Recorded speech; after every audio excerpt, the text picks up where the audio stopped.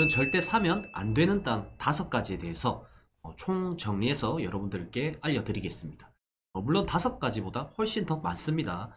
그런데 오늘 제일 중요한 내용만 5가지 함축해서 여러분들께 알려드리겠습니다. 우리 토지 입문자들은 반드시 이걸 익히고 외우시는 것도 필요합니다. 우리 보통 보면 토지 투자 고수들이 맹지를 매입해서 도로를 내고 고수익을 냈다, 이런 말 많이 들어보셨죠. 그리고 임야를 개발해서 막대한 수익을 얻었다, 이런 사례를 보면 나도 할 수 있지 않을까, 그런 생각을 많이 하실 겁니다. 우리 초보 투자자분들은 이런 행동들은 무조건 피하시는 게 좋습니다. 왜냐하면 법규도 까다롭고 임야 같은 경우에는 경사도도 봐야 되고 소나무도 봐야 되고 굉장히 개발 절차도 복잡하고 까다롭거든요. 그리고 맹지 같은 경우에는 맹지 앞에 도로를 낸다는 거는 그 도로 부분의 주인과 협의 과정에서 굉장히 많은 돈을 지불해야 될 수도 있습니다. 그래서 고생만 하다가 하나도 못하고 땅만 이렇게 남게 되는 상황이 될 수도 있습니다. 그래서 오늘 이 5가지 키워드만 지키면 최소 토지 투자할 때 실패하지 않기 때문에 잘 숙지하셔가지고 메모 후에 토지 투자에 임하시길 바랍니다. 자, 그럼 절대 사면 안 되는 땅 첫 번째가 맹지입니다. 즉 말 그대로 도로가 없는 땅을 맹지다, 이렇게 표현을 하거든요. 그럼 도로가 없는 땅은 왜 사면 안 되는 걸까? 그 이유는 건축법에서 도로가 없는 땅은 건축을 할 수 없다, 이렇게 명확하게 명시가 되어 있기 때문입니다. 그래서 건축법의 내용을 보면 이렇게 나와 있어요. 교통, 방화, 안전, 위생상 안전한 상태로 건물을 유지하고 보존하기 위해서 도로에 접하지 않은 토지는 건축물의 건축을 허용하지 않는다. 도로에 접하지 않는 땅은 건축물의 건축을 허용하지 않는다, 이러한 내용들이 나와 있습니다. 건축법이 딱 정해져 있는 거죠. 그럼 반대로 이야기하면 내 땅에 건축을 할 수 없다, 내 땅은 원현지 상태 그대로만 유지할 수밖에 없다, 그런 내용으로 알 수 있겠죠. 내 땅 위에 뭐라도 하나 지어야 그 다음 수요자가 내 땅을 소유하려고 할 겁니다. 내 땅이 팔리겠죠. 그런데 맹지라서 내 땅 위에는 아무것도 할 수 없는, 아무 행위도 할 수 없는 그런 땅이라고 보시면 됩니다. 그러면 다음 매수자가 안 나타나거든요. 그러면 시세 차익도 안 나고 영원히 안 팔리는 땅이 될 수도 있습니다. 그래서 이 맹지를 굉장히 조심하셔야 됩니다. 그런데 맹지가 고가에 거래되는 사례도 있습니다. 자, 지도로 한번 보겠습니다. 맹지가 거래된 사례는 어떤 사례가 있을까? 여기가 일광 신도시입니다. 이렇게 해서 일광 신도시의 옆에 땅 보이시죠? 자, 요런 데 보면 지적 편집도로 눌러보시면 주거지에 이렇게 맹지들이 굉장히 많습니다. 이 땅 누가 봐도 맹지죠. 이것도 마찬가지. 그런데 이게 동시다발적으로 거래된 시점이 있습니다. 자, 언제냐? 여기에 신도시가 들어오고 분양이 잘 되고 분양 가격에서 곱하기 3배, 거의 3억짜리가 9억에 피가 붙어서 거래가 되고 그 시점부터 건설사들이 여기 땅을 보기 시작한 겁니다. 그래서 여기 일대를 통째로 사들여서 아파트를 만들려고 하다 보니까 여기 땅을 매입할 수밖에 없겠죠. 그래서 굉장히 비싸게 매입하면서 거래가 된 사례들이 있습니다. 자, 보이시죠? 맹지가 평당 672만원, 700만원대, 200만원대, 700만원대 이렇게 동시다발적으로 800만원대도 있네요. 이렇게 거래된 모습을 볼 수가 있습니다. 자, 이거는 어떻게 보면은 우연의 일치다 이렇게 보시면 돼요. 자, 만약 여기 옆에 신도시가 안 들어왔다, 우리 아파트 대세 상승장이 아니라서 분양이 제대로 되지 않았다, 그러면 이 땅은 쓸모없는 땅이 될 수밖에 없습니다. 운 좋게 내 땅은 가만히 있었는데 주변에 여기 들어오고 신도시가 형성되고 분양이 잘 되고 피가 많이 붙다 보니까 이런 땅이 사람들이 눈독을 들이게 되겠죠. 건설사에서. 그래서 동시다발적으로 팔리면서 비싸게 맹지가 거래된 사례가 간혹 있습니다. 네, 간혹 있기 때문에 이건 어떻게 보면 우연의 일치다. 내가 땅을 사놓고 내가 맹지를 사놓고 30년 50년 이렇게 기다릴 수는 없죠. 그러면 기회비용을 놓친단 말이에요. 그렇기 때문에 맹지는 웬만하면 안 사는 거를 저는 추천드리겠습니다. 다음 이제 두 번째 사면 안 되는 땅, 개발 제한구역 땅입니다. 흔히 그린 벨트라고도 말하죠. 그래서 말 그대로 개발 제한구역 땅은 환경을 보존하기 위해서 설정된 녹지를 말합니다. 이제 임야 많이 보셨죠? 산, 등선, 네, 능선이라고 하죠. 산 꼭대기 이런 곳을 거의 대부분 개발 제한 구역으로 묶여져 있거든요. 그래서 개발 제한 구역의 정의를 살펴보면 신축, 증축, 용도 변경, 토지의 형질 변경 및 토지 분할 등 행위가 제한되는 곳을 바로 개발 제한 구역 땅이다. 이렇게 말합니다. 쉽게 설명드리면 환경을 위해 보전해야 되는 땅이기 때문에 아무 행위도 할 수가 없는 그런 땅이라고 생각하시면 돼요. 만약 이러한 개발 제한 구역이 없다. 그러면 도시가 삭막해지고 어둡고 공기 정화도 불가능하고 도시의 환경 자체가 암흑이 될 수도 있겠죠. 그래서 국가에서는 도심 외곽지를 개발 제한 구역으로 묶어서 자연 환경을 보존할 수 있게끔 이렇게 세팅해 놓은 것이라고 보시면 됩니다. 자, 예시로 한번 살펴보겠습니다. 개발 제한 구역 땅은 어떤 땅일지. 자, 우리 동해 남부선 신해운대역 앞쪽을 보면 이 앞쪽은 개발이 다 되어 있죠. 그런데 역사 뒤쪽으로 여기도 역세권인데도 불구하고 개발이 안 되어 있고 다 산으로 둘러싸여져 있습니다. 자, 여기를 지적 편집도 눌려서 주소를 체크하고 토지 이음 서류를 한번 살펴보도록 하겠습니다. 가동 83-3번지. 이 역사와 굉장히 가깝죠. 몇 미터 떨어져 있지? 한번 보겠습니다. 거의 300m 미만, 도보 3분 안에 갈 수 있는 그런 땅입니다. 자, 그런데 여기는 개발 제한 구역으로 묶여 있습니다. 자, 개발 제한 구역의 지정 및 관리에 관한 특별조치법에서 개발 제한 구역 이렇게 정해져 있죠. 내용을 살펴보면 도시의 무질서한 확산을 방지하고 도시민의 건전한 생활 환경의 확보, 보안상 이유로 주변 도시의 개발을 제한하기 위해서 지정하는 구역이다. 자, 아무리 역세권, 아무리 우리 대장 지역인, 부산의 대장 지역인 해운대라 하더라도 이 개발 제한 구역 땅에는 절대 건물을 증축, 신축할 수가 없는 땅이다. 이렇게 보시면 될 것 같습니다.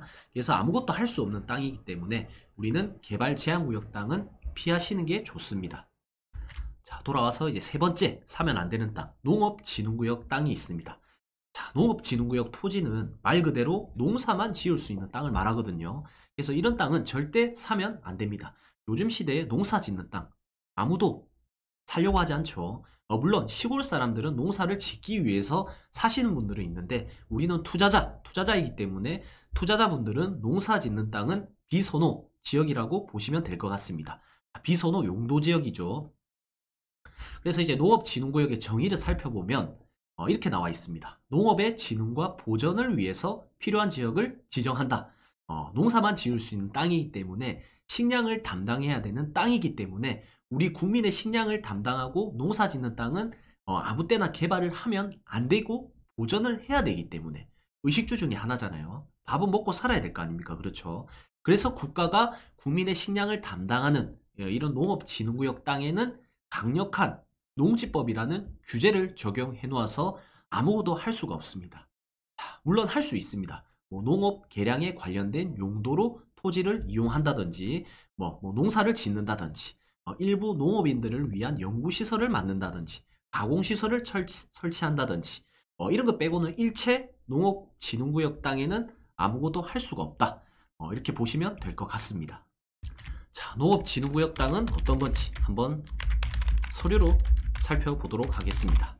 자, 우리 전라북도 부안을 가보면 농업진흥구역 땅이 굉장히 많습니다. 자, 보시면 이렇게 경지정리가 네모 반듯하게 되어 있는 거 이런 땅 많이 보셨죠?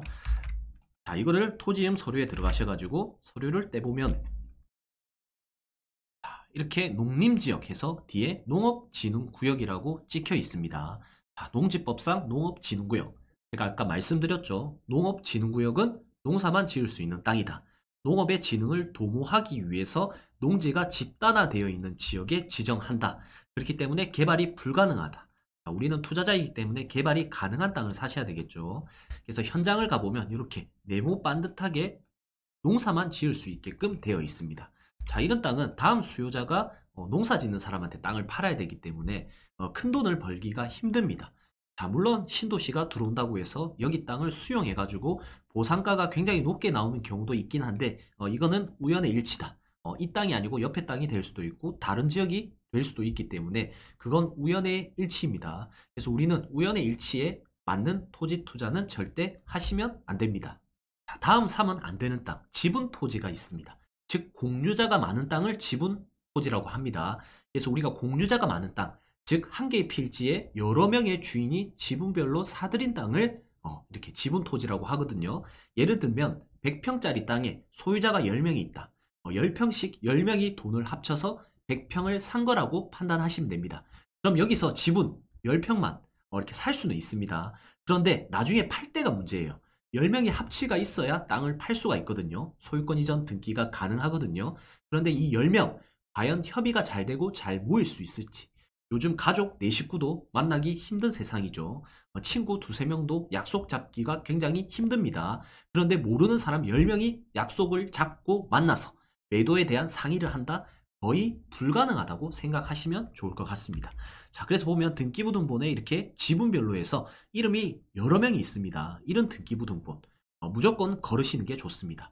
자, 주소로 보면 한 명은 서울 살고, 한 명은 경남 산청에 살고, 한 명은 안산에 살고, 서울 살고, 과천 살고, 충북 살고, 경기도 의왕, 용인, 이 사람들이 어떻게 다 모일 수가 있습니까? 굉장히 어렵죠. 그래서 지분 투자는 웬만하면 피하시는 게 좋습니다. 자, 이거 보면은 기획부동산에서 다단계 방식으로 이렇게 투자를 많이 권유하거든요. 그래서 A씨 일당은 쪼개기 수법으로 피해자를 양산해냈다. 자, 보면은 지분을 나눴다. 임야 한 필지에 229명까지 지분을 나눴다고 합니다. 그래서 추가 매수자를 모집해서 그 일당들은 판매 대금에 대한 수당을 지급받았다. 이러한 내용들이 나와 있습니다. 자, 이것도 보세요. 송파구 가락동에 한 필지에 땅 주인만 12,780명이 기획부동산에 속았다. 자, 이러한 내용들이 나와 있습니다.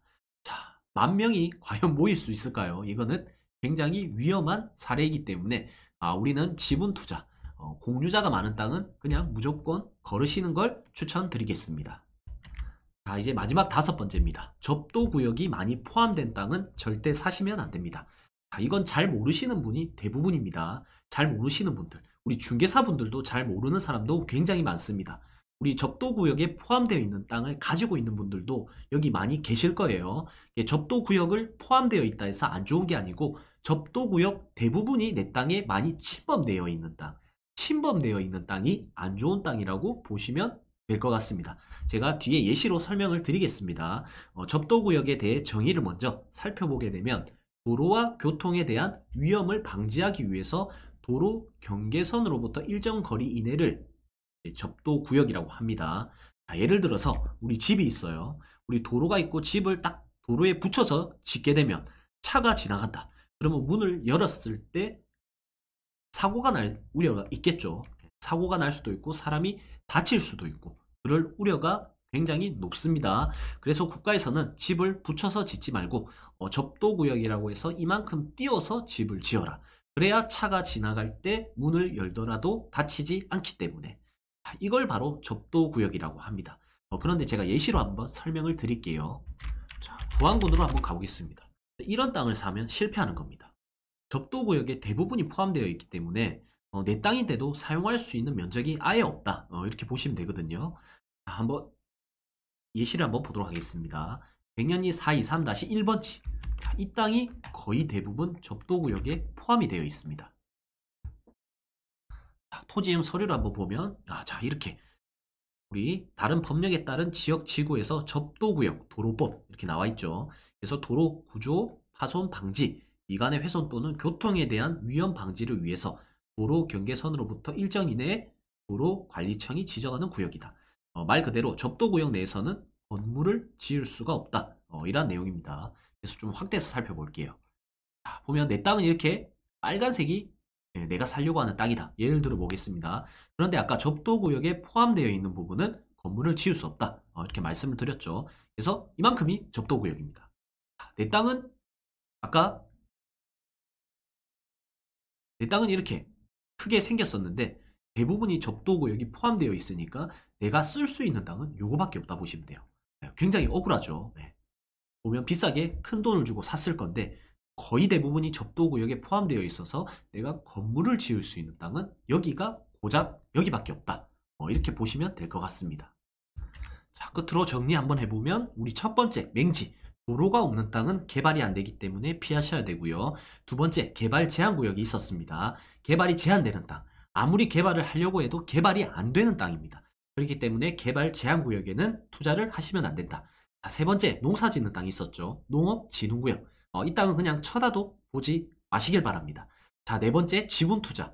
공유자가 많은 땅은 아무래도 사기가 굉장히 어려울 겁니다. 그만큼 안 좋은 땅을 기획부동산에서 팔았기 때문에 공유자가 많은 땅은 웬만하면 피하시는 게 좋습니다. 자, 그리고 마지막으로 접도구역에 포함되어 있는 땅. 접도구역에 포함되어 있는 땅은 괜찮아요. 그런데 내 땅 대부분이 접도구역에 포함되어 있다. 그러면 쓸 수 있는 땅이 없기 때문에 이런 땅은 피하시는 게 좋습니다. 그래서 오늘 이 5가지 기억해 두셨다가 여러분들은 이런 땅을 피하셔가지고 토지 투자에 임하시길 바랍니다.